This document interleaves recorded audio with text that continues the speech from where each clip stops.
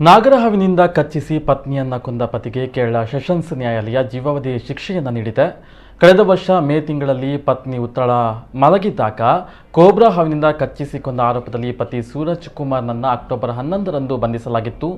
ಪತ್ನಿಯನ್ನ ಕೊಲ್ಲಲು ಮೊದಲ ಬಾರಿ ಹಾವೊಂದನ್ನು ಬಳಸಿ ವಿಫಲವಾಗಿದ್ದು, ನಂತರ ಕೋಬ್ರಾದಿಂದ ಕಚ್ಚಿಸಿ ಹತ್ಯೆಗೈದಿದ್ದ ಪ್ರಕರಣ ಅಪರೂಪದಲ್ಲೇ ಅಪರೂಪ ಎಂದು ವಿಶ್ಲೇಷಿಸಿದ ಸೆಷನ್ಸ್ ನ್ಯಾಯಾಲಯದ ನ್ಯಾಯಾಧೀಶ ವಿಐ ಮನೋಜ್ ಎಂ ಆರೋಪಿಗೆ ಇನ್ನೂ 23 ವರ್ಷ, ಇಷ್ಟು ಚಿಕ್ಕ ವಯಸ್ಸಿನಲ್ಲಿ ಜೀವನ ಪೂರ್ತಿ ಜೈಲಿನಲ್ಲಿ ಕೊಳೆಯಬೇಕಾಗುತ್ತದೆ ಎಂದು ಹೇಳಿದರು.